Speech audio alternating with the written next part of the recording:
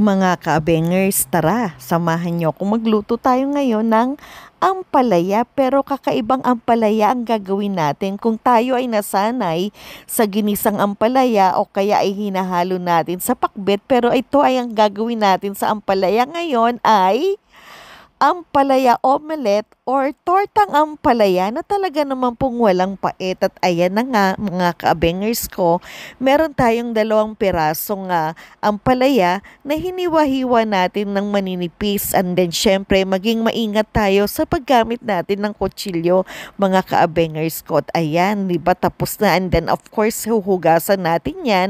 Pagkahugas ko nga yan, di ba tiniktik natin, and then syempre yung ating bawang pinitpit natin ito at saka natin binalatan nandun. Of course, kailangan natin siyang hiwa-hiwain natin ng pino, di ba mga kabengers ko? Talaga naman para at least maging mas masarap siya, di ba? At masama doon sa ating pag ninuya natin, di ba yung bawang na yan, hindi natin mararamdaman. Kaya kailangan talaga ito ay pino. And then syempre, sinunod na rin pala natin yung paghiwa natin ng ating sibuyas na talaga naman pong maluha-luha pa ang lola nyo, di ba? Habang hinihiwa yung sibuyas na yan kasi talaga pong napakatapang ng sibuyas na ito mga ka-abengers ko. Ayan, maninipis din or maliliit din na ang ating paghihiwa sa sibuyas at sinundan na rin natin ng kamatis. So yung kamatis ko nga ay sobrang hinog na nga yan di ba mga ka-abengers ko? Ayan, isang pattern lang ang ginawa natin sa paghihiwa, and then kailangan rin natin ng 5 pirasong itlog na dapat din natin siyang timplahan na ng salt and pepper. At ayan, nakahanap nga pala ako or na may natutunan ako na technique, di ba, sa pagtaktak ng pepper. Yan lang palang gagawin, di ba? So nakita ko yan sa kaibigan ng anak ko, and then syempre kailangan nating batihin yung itlog, di ba mga ka-abengers ko? At ayan, pagkatapos nga ma-prepare na ang lahat, eto na tayo, kailangan na nating painit yung ating mantika sa kawali, and then syempre meron tayong konting giniling na baboy na niluto natin, di ba? Or pinirito muna natin, hayaan lang muna natin siya na medyo matusta, di ba? And then, eto na, kailangan na nating mag-isa tayo ng sibuyas, and then mekos-mekos lang tayo, di ba? And then, syempre, kasunod na nga niyan yung bawang na dapat talaga ay lutuin nating mabuti kasama na yung kamatis na talaga naman pong, ayan, di ba? Dinudurog-durog pa ng lola niyo yung kamatis at hinahalo-halo, di ba?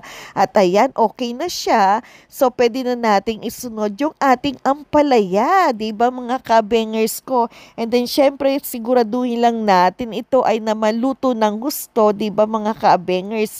So ako, kumbaga, ang pagkaluto ko rito sa ampalaya na to ay talagang lutong-luto. Yung iba kasi di ba crunchy ang gusto nila, pero kami dahil kung nga ito ay omelette, kaya sabi ko, lulutuin ko ng gusto. At nung okay na siya, syempre nilagay na natin yung ating itlog, di ba mga ka-abengers ko? At ayan na nga, mga ka-abengers, di ba? And then syempre yung ilalim, chine-check-check din ng lola nyo, di ba? Ayan, kumbaga sabi ko, wow, masisira. Kaya ano ba yung ginagawa natin, di ba? So may mga technique tayo. Pero syempre naalala ko nga pala, meron pala kaming maraming nalagang itlog. Kaya sabi ko, yung 2 piraso in-slice ko, and then syempre ginawa na nating dinesign na natin sa ibabaw mga ka-abengers ko, di ba?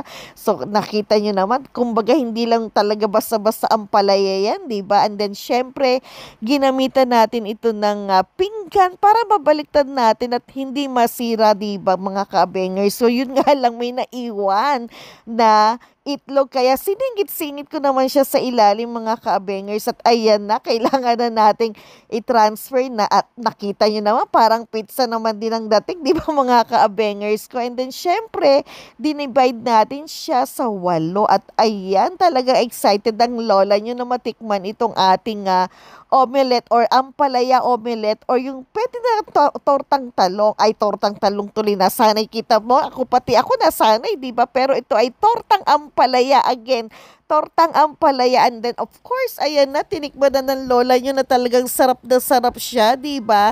So nasa sa inyo na kung ano yung gusto nyong sausawan. Diyan ang ginamit kong sausawan ay ketchup, o kaya pwede rin naman na toyo. Kaya tara, kain na tayo.